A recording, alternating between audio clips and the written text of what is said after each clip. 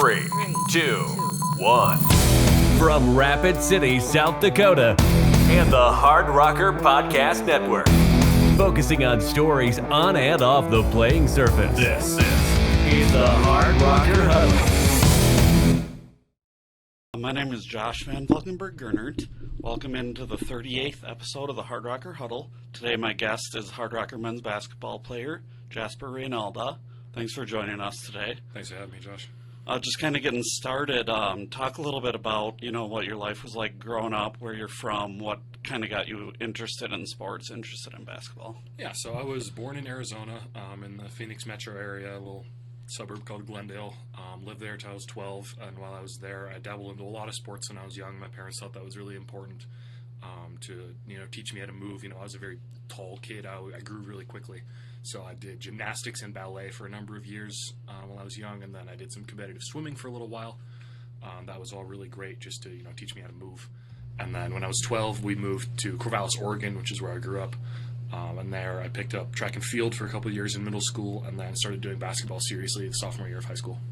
Sure. Talk a little bit about, some of the other sport involvement you had. You kind of mentioned track and field. What kind of events and stuff were you doing in track?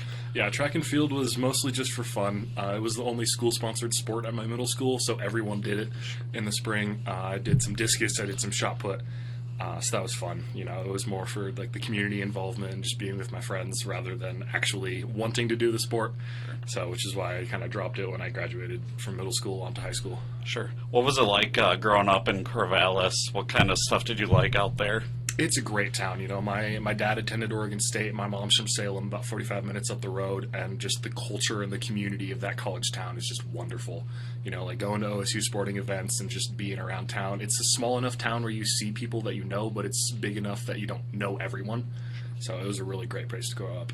Yeah, so did you kind of grow up a Oregon State fan then, too? Absolutely. Obviously, your dad went there, your mom went there, too. Yeah, when right? we were in Arizona, it definitely was more of like, Oregon State, that's cool. My sister even had already picked that out as where she wanted to go to college before we even moved back to Oregon. But in Corvallis, it was great. We got season tickets to all the basketball games, tailgated for all the football games, and just the culture is so great. It's one of those towns where people will come in for college, leave for a few years, and then they're drawn back somehow. Sure. Then once you got into high school, your main focus was basketball. What was kind of, early on, what was kind of the adjustment into getting into high school basketball? Yeah, so that was actually a pretty big adjustment for me because my freshman year, right before the season started, I had an injury to my foot. I broke a couple bones, and that sidelined me for my whole freshman year. So then my sophomore year was really just adjusting back to playing basketball again because I hadn't played since 8th grade. And 8th grade to JV and varsity is a huge step up. So that was just a big year for me to kind of adjust. I played some minutes on JV, played some minutes on varsity, and then into my junior and senior year, I was a starter on my team. And yeah, it was fun, a lot of fun. Yeah, and you also played club, right? Did you play that throughout your high school career? Yep, so I played 2 seasons of club, the summer, spring and summer after my sophomore year and spring and summer after my junior year. Sure. What was that, I guess you kind of mentioned high school being a transition. Club can even be more intense, especially playing basketball in the winter season, and then you don't really get a break. You go right into the club season. Yeah, that was a pretty big one because our first club practices were the weekend after the state tournament. And then, you're playing 4+ games a weekend every weekend through the spring. And then June is summer ball back with high school. And then you're into camps and tournaments all summer long. But it was really great for me because at that point, the biggest thing I needed was game reps. I had plenty of time in the gym, with my trainer, working with my dad, stuff like that. But just the game reps were really valuable for me. Sure. What was it, some of your memories, back Corvallis, playing for your high school team, playing for your club team? You kind of mentioned playing in some state tournaments. What was that kind of experience like? It was great. The culture at my high school was really awesome. It was really supportive. It's very similar to here where all the other athletes would be at all the basketball games. We'd go to the football games, soccer games, all that. So it was really supportive. There was, good crowds, good community involvement. My junior year, we were pretty good. We were top 3 or 4 in the conference, but there was this one team, Silverton, that was perennial powerhouse. They had been beating everyone for years, and we played them really tight at home. We were down 4 all game, basically, just battling back and forth. We get down 2. There's 5 seconds on the clock. We foul them. They miss both free throws. I get the rebound, chuck it up the court. They tip it out of bounds. 1 second on the clock. We're inbounding it right in front of our basket, and the guy decides to front me. And so I'm sitting right on the block. My teammate throws it up to me. Perfect pass, catch it, tip it in. Tie game, overtime. We beat them in overtime. Their only league loss in like the last 5 seasons. Oh, that's a pretty cool experience for that sure. Was real fun. Everyone went nuts. It was a great morale thing for the team. Yeah, for sure. You said that was your junior year? Yep, that was my junior year. And then senior year, I know you wound up you averaged like 15 points a game, 12 rebounds a game, like 5 blocks a game. Yeah. What was it like, being able to have that kind of season? Oh, it was great. My team really kind of learned to play around me, especially on the defensive end. We played a 2-3 zone, and everyone else, their job was to basically, like, if you get beat, try to funnel them to me and then let me go block a shot. So that was really great, just continuing to grow into my body and learn. And, as I was lifting more weights, starting to develop my frame more. Sure, and then when did you kind of realize that, I guess, when did you first start to kind of love basketball? That would have been right around, 8th grade, freshman, sophomore year of high school. Sure. My 8th grade coach was an old OSU player who was really close to my dad and all that whole community. He was great, really big influence on me, and he really showed me that, like, you don't have to be good at everything, just be good at what you are and be who you are. And then, going into my sophomore year, starting to play club, that's really when I developed the love for it. Sure. And then, obviously, you wound up playing in college. What kind of, I guess, when did you start to realize that college basketball might be something that was an option for you?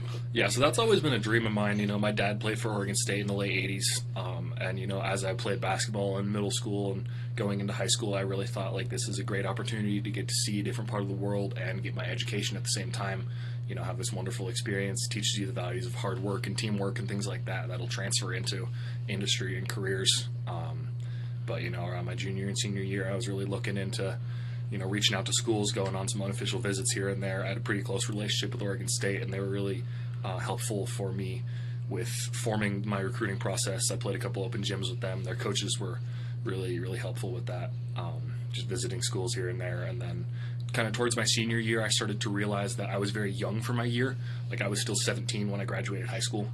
And so at that point, I decided to take a post-grad year, which actually worked out really well because that was when the pandemic hit, spring of 2020. I was kind of looking to make that decision, and everything in the States was kind of shut down. But over in Europe, they were handling it slightly differently, and they were able to play. So I utilized my dual citizenship. My dad grew up in the Netherlands, and then I spent 6 months living over there with my family and playing basketball. So how much time had you spent in the Netherlands before kind of going over there for your post-grad year? A lot, actually. We used to go over there pretty much every summer for 4 or 5 weeks. My grandparents on my dad's side lived in this tiny little town, farming town, no stoplights. But my grandpa was the headmaster at the school there for his entire career, basically 35, 40 years. And he was a huge figure in the community. And so he arranged for us to be able to attend the last week and a half, 2 weeks of school at this little elementary school there. And that was just super fun. And then, we'd go camping with my cousins. So that was just great. So what are some of the differences, you see, like, obviously you didn't grow up there full time, but what were some of maybe the cultural differences between there and here? The sports culture is very different because of the way it's organized in Europe. They have a club system rather than through the schools. So, like, at the middle school and high school level, it's organized by age groups. So you'll have a 14U, a 16U, an 18U, a 20U, and a 22U. And within those groups, those are organized by the clubs, and then you'll, like, go to school completely separate from that. So there's a lot less spirit, I'd say, because that's one of the big things that I love about the American system is you have class with people that are playing sports for your school, and that brings these crowds, that gets things like homecoming for football going crazy. So that was definitely different. But when I was over there, I attended some school at an athlete-specific school, so then the sports culture was a little different because everyone was still going to class together. Sure. And then there's usually like a pro team and then a non-pro team, but you played for the pro team, right? I played for the under-21 division of one of the pro teams. That's kind of how they organize it, is a lot of these pro teams, they'll have these youth feeder programs for the local youth, and then when they have the players who are, coming up in those programs, then they'll get a call up to those bigger teams. So how did you kind of, I guess, find out, was this close to where your family was from, or did they kind of recruit you, or how did that, like, work out? Yeah, so as I was looking into doing a post-grad year, that was one of the places that I was considering, and I have two cousins. One of them's a year older than me, the other's a year younger. The older one had played with that same club program, had ended up playing with their professional team and did some national team stuff. When he was in high school, he is currently playing at Bradley University in Peoria, Illinois. He's a great guy, love him to death. But that was the connection that was made there. And then when I was over there, I was able to play with my younger cousin. Sure. He was a year younger than me, but he was playing up on my team, so that was just wonderful. Getting to bike to practice together, getting to work out together, and then just hanging out. That was really, really, really, yeah, just great connection. Yeah, and what was that experience like for that year playing, or 6 months, or however long playing for that team? Did you already kind of speak the language? How does that transition kind of work too? Yeah, so I was raised fully bilingual. Okay. So I speak both English and Dutch completely fluently. But over there, our coach was an American guy. He coached for San Jose State back in the 70s and 80s. And so we just spoke English on the court. So that was pretty easy. But just connecting with my teammates is also super easy because I'm a fully native speaker. Sure. I know all the cultural things and all that, so that was great. But it was a busy year. In the beginning of it, when we were still allowed to play games and go full contact practices, we'd have skill workouts from 8 to 10 in the morning, and then school from 11 to 4, and then practice from 5 to 7 in the evening with the team. So that was very busy, but it was great. It was exactly what I needed at that time. A lot more focus on the skill development after I had gotten all those game reps in high school. Sure, and then while you were there, you kind of restarted your recruiting process. What did that kind of look like? What schools? Obviously, you wound up going to MSU Bozeman. What other schools maybe were you interested in, and how did that recruiting process go? Yeah, one of the big things for me was the engineering program. That was not something I was willing to compromise on because I knew that I, have a propensity for math and science, and I wanted to pursue that. So that was a big thing for me. The other thing I was really looking for was a college town, or kind of a smaller place. I didn't really want to go to school in a huge city, and so places like Bozeman really stood out to me. Sure. And then spent a year there. You redshirted, decided you wanted to come to South Dakota Mines. How did that kind of come about? Yeah, so my redshirt year was a wonderful experience. I got a ton of time in the weight room and just a ton of time working on my basketball IQ, with watching so much film with that team and being on scout team every week. That really taught me how to read the game in a completely different way than I did in high school. But then towards the end of the year, I was looking for somewhere where I could have an easier combination of the academics and the athletics part.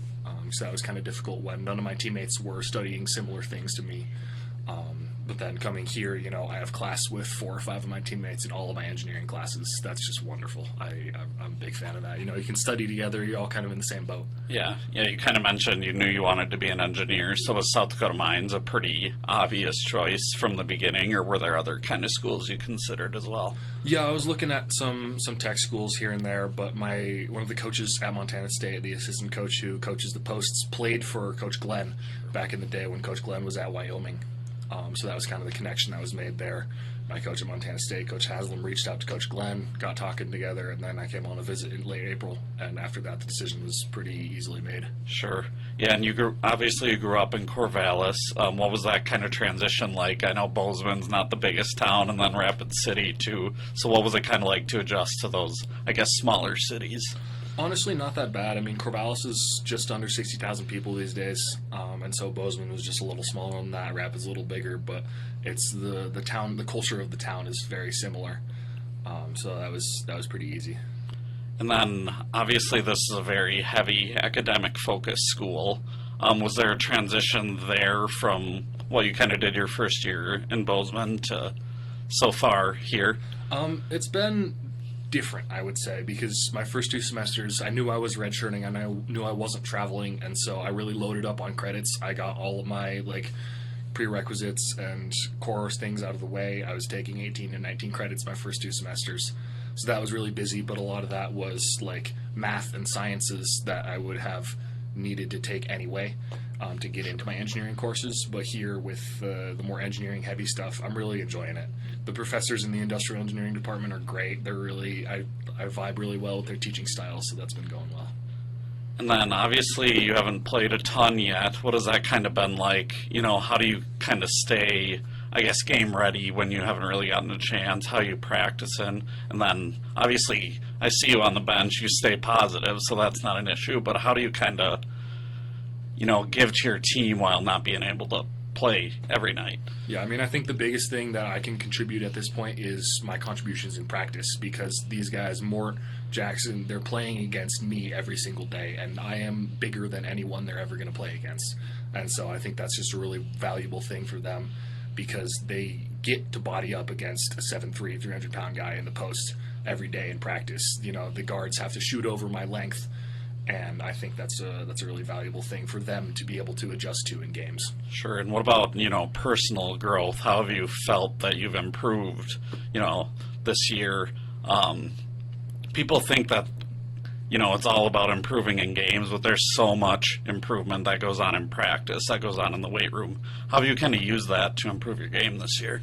Absolutely. I mean, that's one of the things that really drew me in here is Coach Glenn. He's huge on using the posts, and that's kind of a dying art, in my opinion, is like the true post-up game. And so he's been really great with working with us in individual workouts and working in some small group stuff in practice. So that's been really useful for me, just getting a feel back for the game, because I didn't really get a ton of 5-on-5 reps last year when I was redshirting, and then when I was during my post-grad year, I ended up coming home early because COVID shut everything down. We were just in individual workouts for a while, so I haven't had a ton of game experience in the last few years. So just getting my feel back for that. I think my quickness is improving, my lateral speed and running up and down the court is getting better. And then just in the weight room, strength is a huge thing for me with my play style. It's come along really well. Coach Carl is great. And then what are some of your, personal goals, on the court for the rest of the year? What kind of areas are you looking to improve in to hopefully be able to get a bit more run in the future? Yeah, I mean, I think one of the things that Coach really is looking for at this point is defense. And I think with my length and size, I can be a really big presence with that inside, altering shots. But I think the big thing for me is quickness. I'm such a big body, I got to be able to move. And so that's something that I really focus on and really work on. Sure, and then let's talk a little bit about the team so far this year. Obviously, there's been a ton of improvement, especially on the offensive side of the ball. Brevin from this year to last year. I know you weren't here last year, but he's really taken his game up a notch. Now you got Ali back. Still have Mort. There's a lot of talent on the roster, and it's showing in the games. I know there's been, I think, 4 or 5 games which easily could have gone the opposite way. I think there were 2 or 3 point losses. What do you guys hope to do as a team kind of the rest of the year to be able to close out some of those games and, keep winning? Yeah, like you said, we've got some crazy firepower on the offensive end. We've got guys who could go off for 20, 30, 40 on any given night. And so I think the biggest thing for us is really just to lock in mentally and defensively. Offense, take care of the ball a little bit better, and then be able to make those couple of stops that can turn those close games into our favor. Like on Friday, we had that game where Colton Fergoli drew a charge right at the end.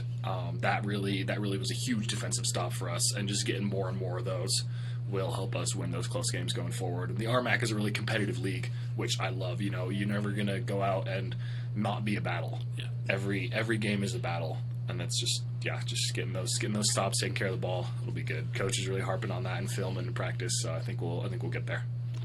Yeah, and then what are I guess some of your goals, as a team for the remainder of the year? Where obviously RMAC playoffs are a big. You're on pace to get there, and it's obviously a big goal. But beyond that, yeah, I mean, absolutely battling for a playoff spot, and the better seeding we get, the better we're going to end up. And I think if we can figure out all these things, get everything to lock in and click, and really have that peak at the end of the season, I think we can be a very dangerous team. Yeah, you kind of mentioned some of the toughness of the opponents in the RMAC, and it really is a grind. Obviously, you have BH, who's kind of at the top of the league, but they just lost to Colorado Mesa, who's now won 9 in a row. We saw them on, I guess, Saturday, and they're good. You got Colorado Mines, who's in the top 20, Fort Lewis, and you've already played some of these teams, and you've played with them for the most part outside of that first half against BH, but what's it kind of like to be able to, I guess, what does it do for you as a team to see that you can compete and win some of those games against those top-tier opponents? Confidence. It gives us a lot of confidence because, like you said, other than that first half against BH, we're battling with them. We lost to Colorado Mines by less than 10. A lot of these games have been quite close, and we're really seeing, like, if we can come out of the gates locked in and just battle with these teams back and forth, we make some plays down the stretch. They don't make plays. Those losses can turn into wins really quickly. Yeah, for sure. And then upcoming, you have CSU Pueblo on Friday, and then back at BH again next Tuesday. What are you kind of doing this week in practice? What are, obviously don't give me anything too in depth, but what does this week in practice look like to prepare for those games? Yeah, like I said, we're really looking to lock in defensively. That can be a big factor for us in making some of these games be wins in our favor. So coach is pushing us pretty hard, but it's good. We're getting a lot of live situations in and figuring out how we can exploit the way teams are guarding us, because we have so much firepower. We have so many options. It's really just about getting the guys open looks, getting the ball moving a lot more. So. Okay, switching gears a little bit. You mentioned you're an industrial engineering major. What is that kind of is that Carter Kirk? He's the Dr. yeah. Kirk. Everyone has great things to say about him. What's he been like, and what's kind of the program been like for you so far? Yeah. So when I came on my visit here in April, one of the first things that they had me do is meet with Dr. Kirk. I sat down with him for about an hour, and he just talked about the program, but also we just talked as people. And that was really wonderful. The interpersonal connection with these smaller class sizes at the smaller school is really great. None of my engineering classes have been more than 30 people. Sure. And to put that in some perspective, last year at Montana State, I was in a Chem 1 lab. There were like 350 people in that, and that was one of 4 sections. So it's really easy to get lost when there's 350 people in your classes, but when there's only 20 to 30, there's so much more individual attention and in personal connection with your professors. That's been wonderful. I had Dr. Kirk for my safety engineering course last fall, and that was a great class. I've had a lot of classes with Dr. Piper. He's been one of my favorite professors as well. Yeah, and then personally, kind of how have your relationships grown with the other guys on the basketball team? This is probably one of the best locker rooms I've been in terms of team chemistry. We're always doing things together on and off the court. We're battling together in practice, but the second you step off the court and back into the locker room, it's fine. I might set a really hard screen on someone in practice, and then after practice, it's like, hey, my bad, man, you all right? All good. And then, like in the fall, we were going to all the football games, volleyball games, things like that together. And just, when we're on the road for all these hours, sitting in the bus for so long, it's really nice to be with your best friends. Yeah, and talk a little bit about how that just being really close like that helps you guys on the court. It helps you encourage each other, and it also helps you get after each other a little bit, because you know that the person who's getting after you has the best intentions and has what's good for the team in mind. Sure. And then for kind of going back to you again, do you know kind of what you want to do? You talked about how you've always kind of wanted to be an engineer. Do you have any idea what you want to do specifically within engineering at this point, or are you still kind of trying to figure it out? I'm still kind of trying to figure it out. This is only my second year of college, and I'm really just now diving into my engineering courses. So I've been doing some exploratory conversations with people I know within the engineering industry in a variety of things: safety, mining, renewable energy. So I'm kind of just gathering information, hoping to get some internships in the next couple summers. Sure. Yeah, I know internships are a big deal here. I know we have the job fair coming up this spring, and it's one of the bigger ones around. So are you planning on attending that? Absolutely. Yeah, I've got some homework to do to see what companies I want to go to, and then print some copies of my resume and head out there. Thank you for listening to the Hardrocker Huddle with host Josh Van Valkenburg Gernert. Follow on Apple and Spotify.